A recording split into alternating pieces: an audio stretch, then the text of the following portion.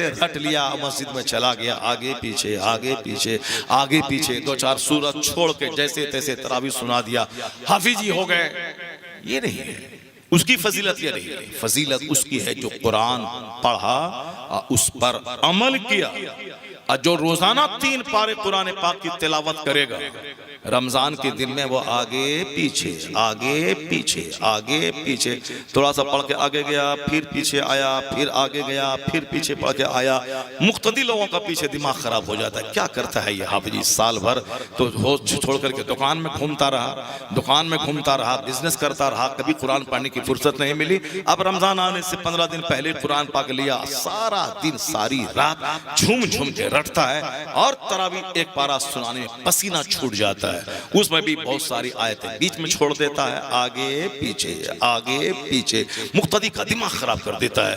ये वही जो साल भर कुरान छूता रहे, जो रोजाना 3 पारे का मामूल बना ले, उस वक्त तक मैं पेट में दाना नहीं डालूंगा जब तक कि मैं 3 पारे कुरान नहीं पढ़ूंगा।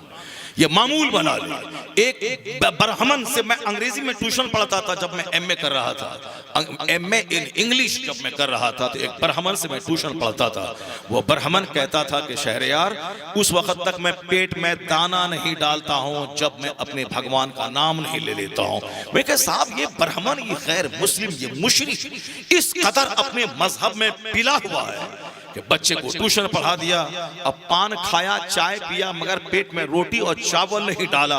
बोला बस वो पान खाया वो अलग बात है, मगर दाना नहीं डालता हूं पेट में जब तक कि मैं अपने प्रभु का नाम नहीं लेता। वो अपने हिसाब से कहा। मैं सोचने लगा हमारे लोग कैसे हैं जो इस मुशरिक की तरह नहीं हो सके।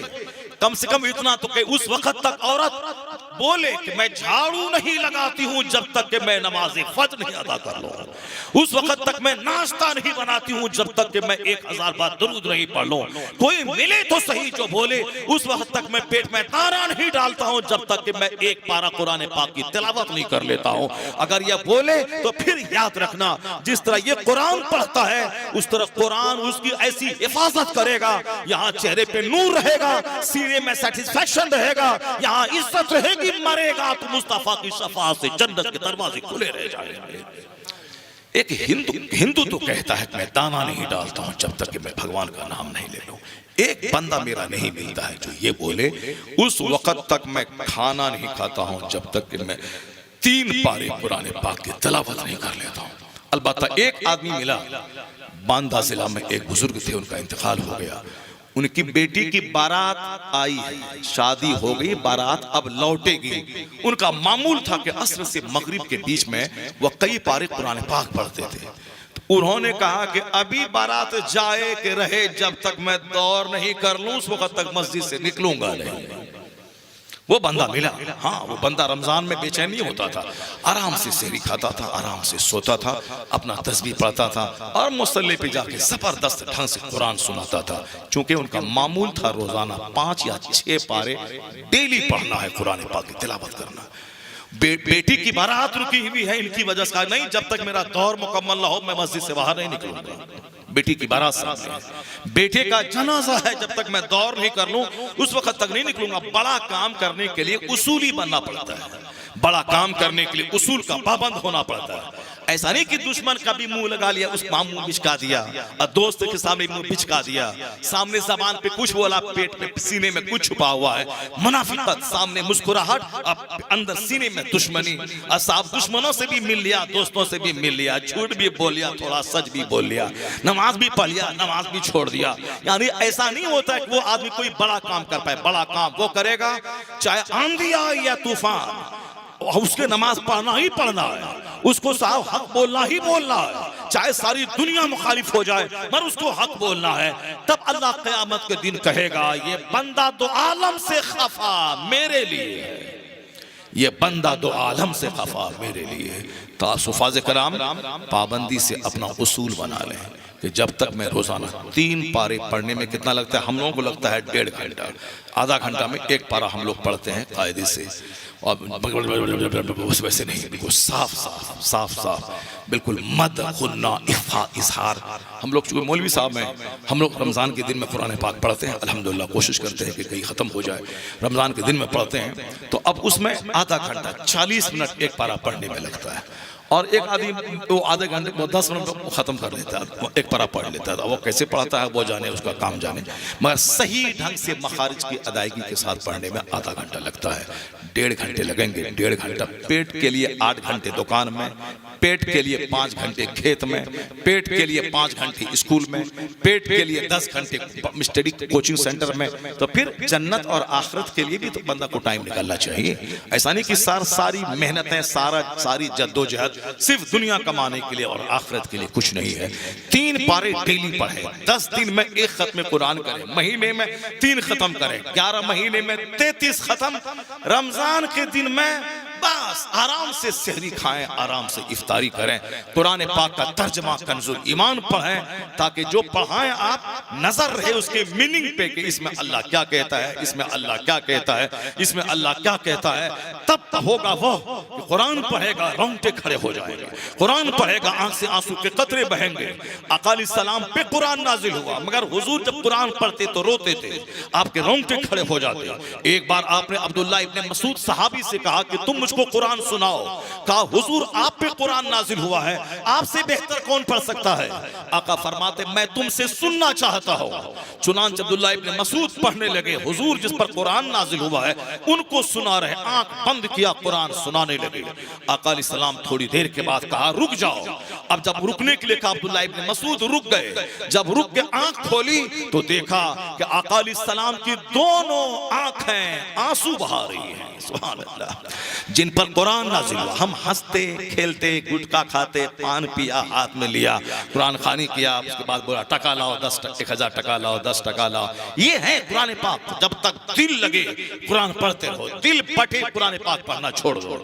मुंह में पान है, सामने पारा लिए हुए हैं, अब बिरयानी के शौक में पढ़ रहे हैं, अपना पढ़ना आता नहीं है, मदरसे के बच्चे से पढ़वा के माँ बाप के लिए एक रस्म अदा कर रहे हैं। मैं कहता हूँ किसी का बच्चा मर गया हो, उसकी माँ जो रोएगी उसके रोने में और दूसरी औरत को 10 टका देके रुलाने में जो फर्क है कि जिसका अपना बच्चा मरा है वो जो रोएगी दर्द के साथ उस आंसू में, और जिसको 50 रुपए देके रुलाने के लिए लाया गया है उनके रोने में क्या फर्क होगा। वही फर्क है जिसका अपना बाप, अपनी माँ, अपना बच्चा मरा हो, वो जो दर्द से आंसू के साए में कुरान पढ़ेगा।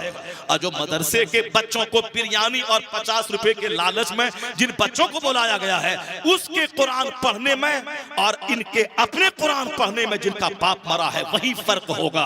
जो फर्क एक बच्चा के मरने के बाद उसकी मां के रोने में है और 50 रुपए देके किसी औरत के रुलवाने में है, वही फर्क पैदा होगा। या अपना कुरान पढ़ना नहीं, बस मदरसे के बच्चों को बुला लिया, अब कुरान पढ़ो और 1 घंटे के अंदर में 10 खत्म कुरान कर दो। अब बच्चा भी हमसे ज्यादा चालाक निकलता है, तुम बोलता 10 खत्म, ये बोलता 20 खत्म कर दिया तुम्हारा। जब तुम्हारे मुंह से निकला खत्म कर दो, हमने भी कर दिया, जैसा तुम वैसा वो। तुमको जरा भी शऊर नहीं कि 10 बच्चे मिलकर के 1 घंटे के अंदर में कितने खत्म कर सकते हैं। बल्कि होना यह चाहिए था कि इन बच्चों से कहते कि तुम मुस्तफा के मेहमान हो, मेरे घर में कदम रख दिए हो, जितना हो सके तुम कुरान पाक पढ़ो, सिर्फ तुम दुआ कर दो। मुझे यकीन है मुस्तफा के मेहमान दुआ करेंगे तो अल्लाह मेरे बाप के गुनाहों को माफ फरमा देगा।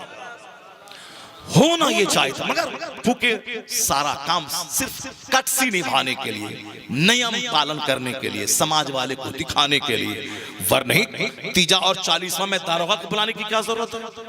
तीजा और 40वां में नेता के बुलाने की क्या जरूरत है? ये प्रमुख साहब हैं, ये समिति साहब हैं, ये विधायक साहब हैं। बाप का 40वां है विधायक, बाप का 40वां है प्रमुख साहब। ये हारे हुए प्रमुख हैं और ये जीते हुए प्रमुख हैं। ये थाना का दारोगा है, ये समिति है, ये मुखिया है, ये सरपंच है, ये विधायक, हारे हुए विधायक है, ये जीते हुए विधायक है। ये बाप का 40वां पॉलिटिक्स कर रहा है बच्चा, बाप की डेड बॉडी के साथ पॉलिटिक्स कर रहा है। बाप की कब्र में सांप काट रहा है कि 1000 बिच्छू वहां है, 99 अस्तहा सांप है। जो झूठ बोला झूठ की सजा, नमाज एक टाइम की कोई छोड़ेगा 80 बरस तक जहन्नम में जलना पड़ेगा। तो अब साहब नमाज धड़ल्ले से छोड़ा और यहाँ और बच्चा ऐसा नादान के उसके तीजा के लिए नेता को दावत दे रहा है। जब बंदा नेता झूठ बोलने के लिए आएगा, बिरयानी खाएगा, वो कबाब खाएगा, शामी और टिकिया खाएगा, सलाद और पापड़ और साहब वो जर्दा खाएगा, और यहाँ से जाने के बाद दारोगा चौक पे 1000 गाली बकेगा। तो बिरयानी शामी टिकिया कबाब हमारा, और गाली बकेगा मेरे खाने में ताकत से, उस गाली के गुनाह में मैं भी शरीक हो जाऊंगा, चूंकि हमारी बिरयानी खा के वो गाली बका है, हमारी बिरयानी खा के वो साहब झूठ बोला है। इसलिए ये बात मैं नहीं कहता, यह बात हमारे पैगंबर कहते हैं। सरकार कहते हैं ला तुसाहिब इल्ला मोमिना, दोस्ती मत कर मगर मोमिन से। ला याकुल ताम का इल्ला तकी, तेरा खाना ना खाए मगर नेक लोग। क्या मतलब? नेक खाना खाएगा और जाके नमाज तहज्जुद अदा करेगा, नेक खाना खाएगा, मुअज्जिन खाना खाएगा और जाके मस्जिद में अजान देगा, इमाम खाना खाएगा, जाके मस्जिद में नमाज पढ़ाएगा। तो बिरयानी मेरी, ताकत मेरी, वो जाके अल्लाह की तस्बीह बयान करेगा, अजान देगा और नमाज पढ़ेगा, तो उस तस्बीह में मेरा खाना शामिल है, मेरी भी नेकी शामिल है। जरा जोर से बोलो सुभान अल्लाह, हाथ उठा के बोलो ला इलाहा इल्लल्लाह। मुसलमान सिठिया गया है, मुसलमान सिठिया गया, जवानों की सोच सड़ गई है। सिर्फ काफिरों को देखते देखते, हीरो को देखते देखते, सोशल मीडिया पे नाचने गाने बजाने वाले गंदी तस्वीरों को देखते देखते दिमाग मेरे नौजवानों का सड़ गया है। वो भी तो एक नौजवान था, 15 साल का नौजवान, 18 साल का, मोहम्मद इब्ने कासिम, अरब की बहारों में रहते थे। एक इस्लामी बहन राजा दाहिर सिंध के जेल में थी। यहाँ से एक बिजनेस करने वाले काफिले के साथ एक खत लिखी थी कि मेरे भाई तेरी बहन काफिरों की कैद में गिरफ्तार है, बचाओ। 18 साल जवान नौजवानों की टीम तैयार किया, खलीफा ये वक्त से परमिशन लेकर वो कटीली राहों, संगलाख राहों से गुजरता हुआ आ गए हिंदुस्तान सिंध की जमीन पे। लाखों की फौज, मुट्ठी भर जवान, मगर सीने में एक दर्द था इस्लाम का कि इस्लाम की एक बहन, इस्लामी बहन काफिर के कैद में गिरफ्तार है, काफिर उसको टॉर्चर कर रहा है, मैं अपनी जान दे के मैं उसको बचाना चाहता हूँ। ये कौन? अरब का भाई, बहन हिंदुस्तान के राजा दाहिर के कैद में गिरफ्तार है। ब्लड रिलेशन, खूनी बहन नहीं, जो चचेरी बहन, फुफेरी बहन, ममेरी बहन को घूर घूर के देखता है, चचेरी बहन की गली में घूमता रहता है और पटाने की कोशिश करता रहता है, अब फोन करता रहता है, साहब उसको लिफ्ट देता रहता है। जो अपनी चचेरी बहन की इज्जत उधेड़ने पे तुला हुआ है, वो अरब में पैदा होने वाला, कहां अजम की एक बहन है, उसकी आबरू बचाने के लिए जुनून चाहा, अरब से निकल के हिंदुस्तान आया है। उससे कम गैरत हासिल करनी चाहिए। वो भी तो नौजवान था, एक इस्लामी बहन, आम बहन, यहाँ चचेरी बहन, ममेरी बहन, फुफेरी बहन। दिमाग इतना सड़ गया कि एक कहानी सुनाया परसों, एक आदमी अपनी भांजी के साथ बलात्कार करने वाला, अपनी भतीजी के साथ बलात्कार करने वाला, जबकि भांजी से हमेशा के लिए रिश्ता हराम है, हमेशा के लिए शादी हराम है। अपनी खास भतीजी, अपने भाई की बेटी से हमेशा के लिए रिश्ता हराम है। हाँ, चचेरी मचेरी भतीजी, चचेरी बहन से तो शादी होगी, अपनी खास बहन से हराम है, अपनी खास फूफी से हराम है, अपनी खास खाला से हराम है। चचेरी मचेरी खाला से शादी हो जाएगी, अपनी खास बहन, अपनी खास भतीजी, अपनी खास भांजी, उससे शादी हराम है। किस तरह से लोग औरतों की बेपर्दगी, चुस्त लिबास, बेढंगे बदन, जींस टी शर्ट पहनने की वजह से एक बाप अपनी बेटी से गलत काम कर रहा है, एक मामा अपनी भांजी से गलत काम कर रहा है, एक चाचा अपनी भतीजी से गलत काम कर रहा है। यानी ये सोशल मीडिया, ये मोबाइल का इस्तेमाल ने आदमी को तबाह बर्बाद करके रख दिया। दुनिया में जवानी रहती है 10 साल तक, 20 साल तक, मरने के बाद जहां जिंदा रहना है, वहां जाना है, वहां का एक दिन 50,000 साल के बराबर है। दुनिया में 15 साल के बचपन, अब 50 साल के बाद बुढ़ापा, आदमी की रगें सूख जाती हैं, आदमी ज़िना के काबिल नहीं रह जाता, आदमी का बदन में 1 दर्जन बीमारी हो जाती है। वह जवानी के 20 से लेके 50 के बीच में 30 साल, वो 30 साल 3 दिन की तरह खत्म हो जाते हैं। आज से 10 साल पहले जिसने मुझको देखा होगा, वो दाढ़ी का एक बाल मेरा सफेद नहीं था, और 10 साल के बाद आज देखता होगा दाढ़ी के मेरे अक्सर बाल मेरे सफेद हो गए। 10 साल में इतना बड़ा बदलाव आ गया, इतना बड़ा बदलाव आ गया है। तो और जिसको मैंने 10 साल पहले देखा था वो बिल्कुल मोटा ताजा था, 10 साल के बाद मैं देखता बिल्कुल सूख के कांटा शुगर ने निढाल और बीमार बना डाला है। आदमी जवानी कैसी गुजर जा रही है, उसी जवानी के जज्बात से लबरेज होकर एक मुसलमान की बेटी गैरों के साथ भाग रही। मुसलमान का बेटा नौकरी के चक्कर में छोकरी का चेहरा देखकर अपना ईमान बेचकर उसके साथ भाग रहा है। फिर मौलवी साहब व्हाट्सएप पे बयान दे रहे हैं, अरे हमारी इतनी हजार बेटियां काफिरों के साथ भाग गई, और लोग साहब मगरमच्छ के आंसू बहा रहे हैं। आंसू बहाने से ये मामला नहीं रुकेगा जब तक बाल बच्चों की घुट्टी में इस्लाम नहीं पिलाना होगा। हर माँ बाप पे लाजिम है कि अपने घर में चर्चा नेक लोगों का करे, सैयदा फातिमा का करे, आखिरत का करे, जन्नत का करे। अब बता दे बच्चे से कि तू डीएम बन के 10 लाख महीना भी कमा ले तो 60 साल के बाद रिटायर करके मौत का इंतजार करेगा। 80-90 साल में मौत आएगी, मरेगा, खेल खत्म।